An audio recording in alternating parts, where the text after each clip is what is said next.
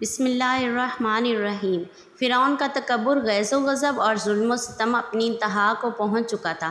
وہ اور اس کے حواری حضرت موسیٰ علیہ السلام اور ان کے ساتھیوں کے خون کے پیاسے تھے۔ ایسے میں اللہ تعالیٰ نے آپ کو ہجرت کا حکم فرمایا۔ قرآن مجید میں ارشاد ہے، اور ہم نے موسیٰ کی طرف وحی بھیجی کہ ہمارے بندوں کو لے کر راتوں رات نکل جاؤ، پھر ان کے لیے دریا میں لاٹھی مار کر خشک راستہ بنا دو، پھر تم کو نہ تو فرعون کے آ پکڑنے کا خوف ہوگا اور نہ غرق ہونے کا ڈر۔ سورۃ طٰہٰ۔ حضرت موسیٰ علیہ السلام شروع رات میں بنی اسرائیل کو لے کر مصر سے دریائے کلزم بحرہ احمر کی طرف نکلے۔ علامہ طبرانی بیان کرتے ہیں کہ حضرت موسیٰ علیہ السلام کے ساتھ 6,30,000 سوار اور 20,000 پیادے تھے۔ اس کے علاوہ عورتیں، لڑکیاں اور بچے بھی تھے۔ حضرت موسیٰ علیہ السلام 9 محرم کو ہفتے کے دن غروب آفتاب کے بعد مصر سے روانہ ہوئے۔ فرعون کو آپ علیہ السلام کے نکلنے کی خبر صبح کو ہوئی۔ اس نے فوری طور پر 7 لاکھ سے زائد سواروں کے ساتھ ان کا پیچھا کیا۔ جب بنی اسرائیل نے اپنے پیچھے فرعون کی فوجی سیلاب کو اور آگے بپری موجوں کو دیکھا تو گھبرا اٹھے۔ قرآن کریم میں ہے کہ موسیٰ کے ساتھیوں نے کہا، ہم تو یقیناً پکڑ لیے گئے۔ موسیٰ علیہ السلام نے کہا، ہرگز نہیں، یقین مانو میرا رب میرے ساتھ ہے جو ضرور مجھے راہ دکھائے گا۔ ہم نے موسیٰ کی طرف وحی بھیجی کہ دریا پر اپنی لاٹھی مارو۔ سورۃ الشعراء۔ انہوں نے دریا پر لاٹھی ماری تو اس میں 12 خشک راستے نکل آئے اور بنی اسرائیل کے 12 قبیلے ان میں سے گزر گئے۔ لشکر فرعون یہ حیرت ناک منظر دیکھ کر سہم گیا۔ فرعون بھی قدرت کے اس کرشمے کو دیکھ کر مرعوب ہو چکا تھا، لیکن پھر اپنے اوپر فرعونیت سوار کرتے ہوئے گویا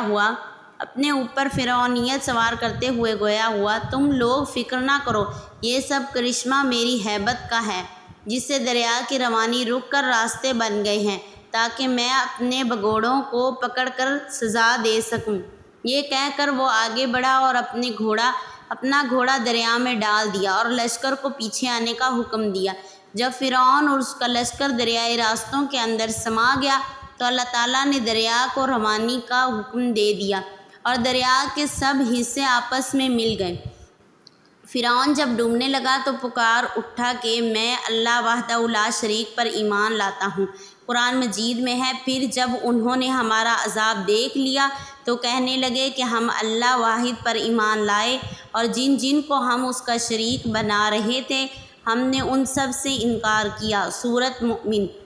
جب فرعون غرق ہو گیا تو اس کی موت کا بہت سے لوگوں کو یقین نہیں آتا تھا، تو اللہ تعالیٰ کے حکم سے پانی نے اس کی لاش کو باہر خشکی پر پھینک دیا، جس کا سب نے مشاہدہ کیا۔ قرآن کریم میں ارشاد باری تعالیٰ ہے، آج ہم تیری لاش کو پانی سے نکال لیں گے تاکہ تو ان کے لیے نشان عبرت ہو جو تیرے بعد ہیں، اور بہت سے لوگ ہماری نشانیوں سے بے خبر ہیں۔ سورۃ یونس۔ آج بھی فرعون مقطع ثانی کی حنوط شدہ لاش عبرت کا نشان بنی مصر کے عجائب خانے میں محفوظ ہے۔ روایت ہے کہ فرعون اور اس کے لشکر کی ہلاکت یوم عاشور کو ہوئی۔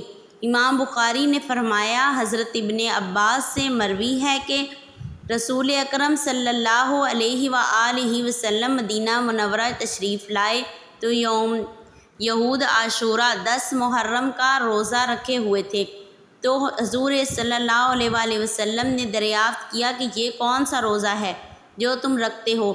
انہوں نے کہا، یہ وہ دن ہے جب موسیٰ علیہ السلام کو فرعون پر غلبہ حاصل ہوا تھا۔ تو نبی کریم صلی اللہ علیہ وسلم نے اپنے اصحاب رضی اللہ تعالیٰ عنہ سے فرمایا، تم موسیٰ علیہ السلام کے زیادہ حقدار ہو، لہٰذا تم بھی روزہ رکھو۔ کوہ طور پر اللہ تعالیٰ سے کلام، تجلی اور تورات کا ملنا۔ حضرت موسیٰ علیہ السلام فرعون کے غرق ہونے کے بعد بنی اسرائیل کے ساتھ بحرہ احمر پار کر کے وادی سینا کی جانب چلے۔ راستے میں ایک ایسی قوم کے پاس سے گزرے جو بتوں کو پوجتی تھی۔ بنی اسرائیل نے جب یہ دیکھا تو کہنے لگے، اے موسیٰ علیہ السلام، جیسے ان لوگوں کے معبود ہیں، ہمارے لیے بھی ایسا ہی ایک معبود بنا دو۔ موسیٰ علیہ السلام نے کہا، تم بڑے ہی جاہل ہو، یہ لوگ جس کام میں لگے ہوئے ہیں یہ تباہ کیا جائے گا اور ان کا یہ کام محض بے بنیاد ہے۔ فرمایا گیا، کیا اللہ تعالیٰ کے سوا تمہارے لیے کوئی اور معبود تلاش کروں، حالانکہ اس نے تم کو تمام جہان والوں پر فوقیت دی ہے۔ سورۃ الاعراف۔ حضرت موسیٰ علیہ السلام اپنی قوم کو لے کر آگے بڑھے۔ اللہ نے بنی اسرائیل کی ہدایت اور رہنمائی کے لیے حضرت موسیٰ کو آسمانی کتاب دینے کا فیصلہ کیا۔ چنانچہ اللہ عز و جل نے آپ علیہ السلام کو 30 راتوں کے لیے کوہ طور پر بلایا، جس میں مزید 10 راتوں کا اضافہ کر کے اسے 40 راتیں کر دیا۔ حضرت موسیٰ علیہ السلام نے کوہ طور پر جانے سے قبل اپنے بھائی حضرت ہارون علیہ السلام کو اپنا جانشین مقرر کیا۔ حضرت ہارون علیہ السلام بھائی بھی تھے اور نبی بھی۔ حضرت موسیٰ علیہ السلام وقت مقررہ پر کوہ طور پہنچے اور پروردگار سے ہم کلام ہوئے تو کہنے لگے، اے میرے پروردگار، مجھے اپنا جلوہ دکھا دیجئے، میں آپ کو ایک نظر دیکھ لوں۔ ارشاد ہوا، تم مجھ کو ہرگز نہیں دیکھ سکتے، لیکن تم اس پہاڑ کی طرف دیکھتے رہو، وہ اگر اپنی جگہ پر برقرار رہا تو تم بھی مجھے دیکھ سکو گے۔ اور جب ان کے رب نے پہاڑ پر تجلی فرمائی تو تجلی نے اس کے پر خشے اڑا دیے اور موسیٰ علیہ السلام بے ہوش ہو کر گر پڑے۔ پھر جب ہوش میں آئے تو عرض کیا، بے شک اللہ آپ کی ذات پاک ہے، میں آپ کے حضور میں توبہ کرتا ہوں اور میں سب سے پہلے آپ پر ایمان لانے والا ہوں۔ ارشاد ہوا کہ اے موسیٰ، میں نے تم کو اپنے پیغام اور اپنے کلام سے لوگوں میں ممتاز کیا ہے، تو جو میں نے تم کو عطا کیا ہے اسے پکڑ رکھو اور میرا شکر بجا لاؤ۔ اور ہم نے تورات کی تختیوں میں ان کے لیے ہر قسم کی نصیحت اور ہر چیز کی تفصیل لکھ دی ہے۔ سورۃ الاعراف۔ یہ حضرت موسیٰ علیہ السلام کا اللہ عز و جل سے ہم کلامی کا دوسرا واقعہ تھا۔ سامری کا سونے کا بچھڑا اور گوسالہ پر حضرت موسیٰ علیہ السلام۔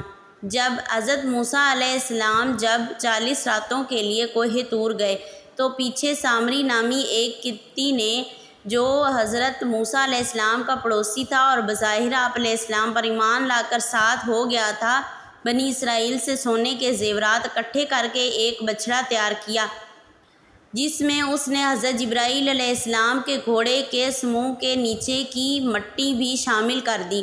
یہ مٹی اس نے چپکے سے اس وقت لی تھی جب حضرت جبرائیل علیہ السلام ان لوگوں کو دریا پار کروا رہے تھے۔ یہ بچھڑا جب تیار ہو گیا تو یہ کچھ بیل کی آواز نکالتا تھا، یعنی جب اس میں ہوا داخل ہو جاتی تو اس میں سے گائے یا بیل کی آواز نکلتی۔ ابن کثیر۔ اس آواز سے سامری نے بنی اسرائیل کو گمراہ کیا اور بولا، یہی تمہارا اصل معبود ہے۔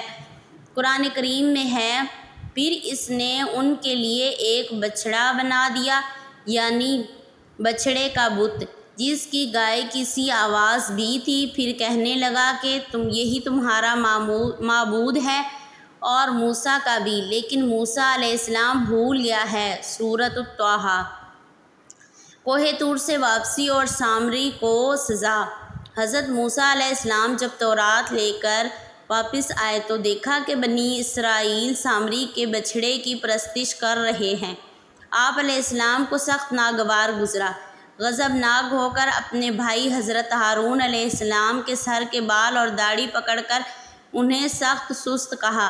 حضرت ہارون علیہ السلام نے عرض کیا، اے میرے بھائی، میری داڑھی اور سر کے بال مت کھینچو، دراصل قوم نے مجھے کمزور خیال کیا اور میرے قتل کے در پہ ہو گئی۔ سورۃ الاعراف۔ پھر حضرت موسیٰ علیہ السلام سامری کی طرف متوجہ ہوئے اور فرمایا، تو نے یہ حرکت کیوں کی؟ اس نے کہا، میں نے فرشتے کے نقش پا سے مٹی ایک مٹھی میں بھر لی تھی، پھر اس کو بچھڑے کے قلب میں ڈال دیا اور مجھے یہ کام بھلا لگا۔ حضرت موسیٰ علیہ السلام نے فرمایا، اچھا جا، دنیا کی زندگی میں تیری سزا یہی ہے کہ تو کہتا پھرے گا کہ مجھے نہ چھونا، اور تیرے لیے ایک اور وعدہ ہے، یعنی عذاب کا، جو تجھ سے ٹل نہ سکے گا۔ سورۃ طٰہٰ۔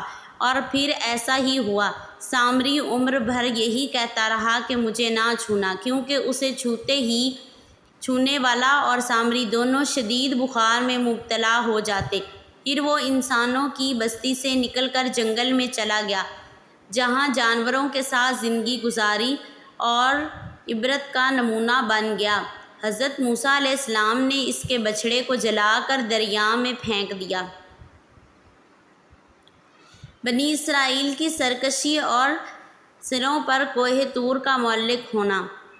حضرت موسیٰ علیہ السلام نے جب تورات سے درس و تدریس شروع کی تو بنی اسرائیل ایک مرتبہ پھر حیلے بہانے کرنے لگے اور بولے، اے موسیٰ، ہم یہ کیسے یقین کر لیں کہ یہ اللہ کا کلام ہے؟ ہو سکتا ہے کہ تم نے خود ہی بنا لیا ہو۔ اس صورتحال پر حضرت موسیٰ علیہ السلام نے ایک بار پھر اللہ سے رجوع کیا۔ اللہ نے فرمایا، اے موسیٰ، اس قوم کے منتخب افراد کو لے کر کوہ طور پر آ جاؤ تاکہ ہم ان کو اپنا کلام سنا دیں اور انہیں یقین آ جائے۔ حضرت موسیٰ علیہ السلام نے ان میں سے 70 سرکردہ افراد چنے اور انہیں کوہ طور پر لے گئے، اور جب اپنے کانوں سے اللہ کا کلام سن لیا تو بولے، جب تک ہم اللہ کو خود نہ دیکھ لیں کیسے یقین کر لیں؟ ان کی اس ہٹ درمی اور سرکشی پر کوہ طور لرز اٹھا اور اوپر سے شدید بجلی کڑکی، جس کی دہشت سے یہ سب بظاہر مردہ ہو کر گر پڑے۔ حضرت موسیٰ علیہ السلام نے اللہ جل شانہ سے دعا کی، جس پر اللہ نے ان سب کو دوبارہ کھڑا کر دیا۔ پھر یہ سب گڑ گڑا کر توبہ استغفار کرنے لگے۔ اللہ تعالیٰ نے ان کی دعا قبول کر لی۔ یہ لوگ قوم کے پاس واپس آئے اور توحید اور حضرت موسیٰ علیہ السلام کی رسالت کی گواہی دی، مگر کچھ دن ہی گزرے تھے کہ حسب عادت پھر شرک میں مبتلا ہو گئے۔ اس مرتبہ اللہ تعالیٰ نے ان کے سروں پر کوہ طور کو معلق فرما دیا۔ قرآن پاک میں ارشاد ہے، اور جب ہم نے تم سے وعدہ لیا اور تم پر طور پہاڑ لا کھڑا کر دیا اور حکم دیا کہ جو کتاب ہم نے تم کو دی ہے اس کو مضبوطی سے پکڑے رہو، اور جو کچھ اس میں ہے اسے یاد رکھو تاکہ عذاب سے محفوظ رہو۔ سورۃ البقرہ۔ بنی اسرائیل اپنے سروں پر کوہ طور کو دیکھ کر بہت زیادہ خوف زدہ ہو گئے کہ کہیں اس بڑے پہاڑ کے نیچے دب کر ختم نہ ہو جائیں۔ چنانچہ وہ سجدے میں گر کر توبہ استغفار کرنے لگے۔ پھر حضرت موسیٰ علیہ السلام کی درخواست پر اللہ نے ایک بار پھر انہیں معاف کر دیا۔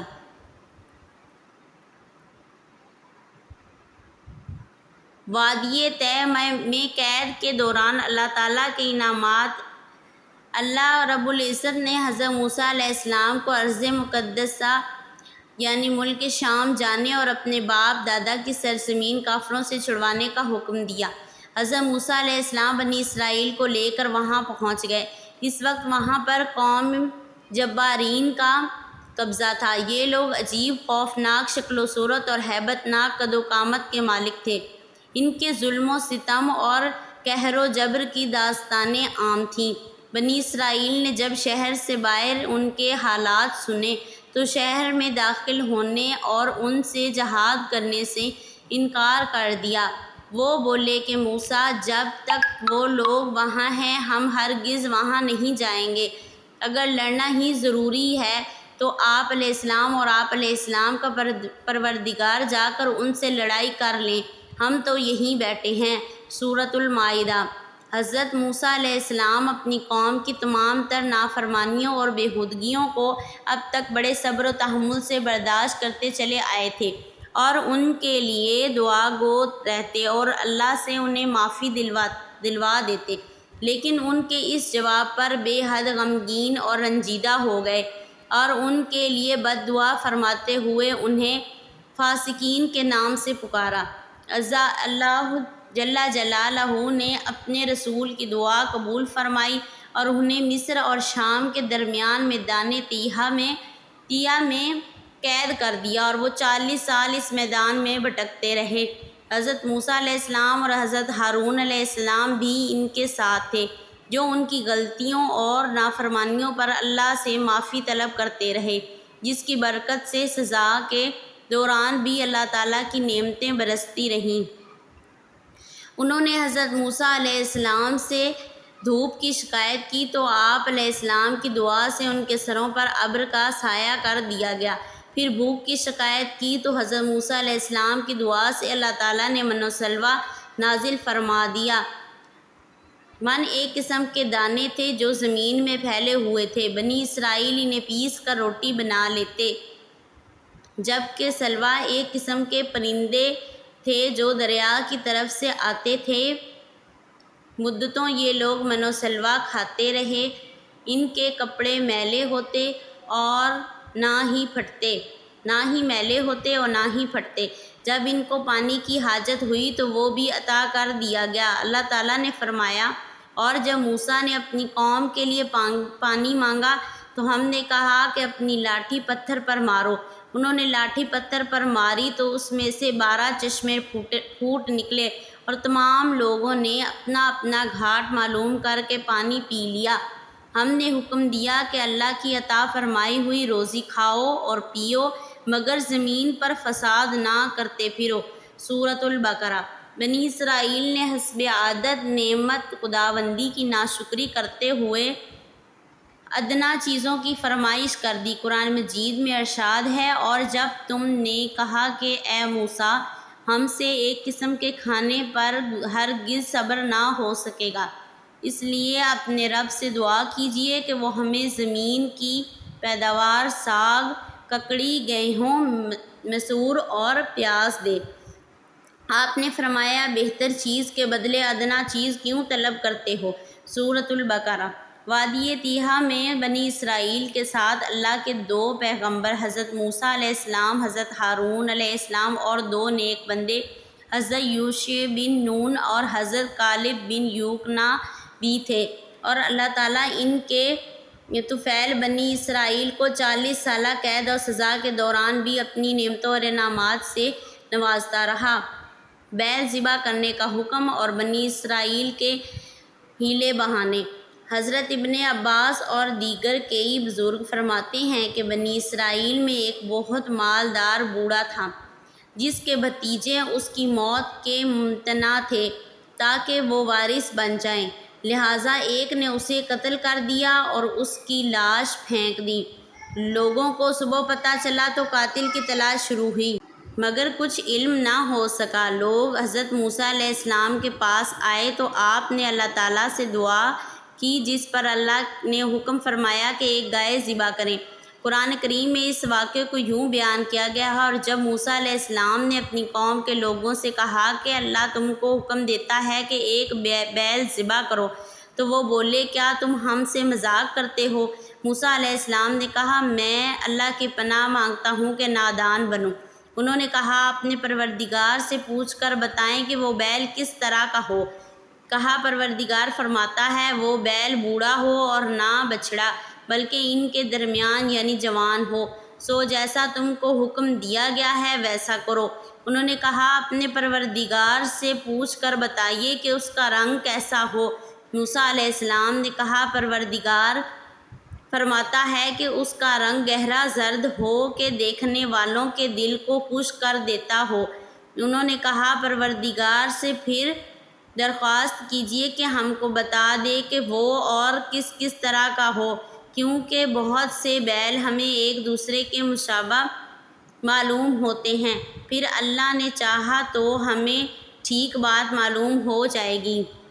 موسیٰ علیہ السلام نے کہا، اللہ فرماتا ہے کہ وہ بیل کام میں لگا ہوا نہ ہو، زمین جوتتا ہو اور نہ ہی کھیتی کو پانی دیتا ہو، اس میں کسی طرح کے داغ نہ ہوں۔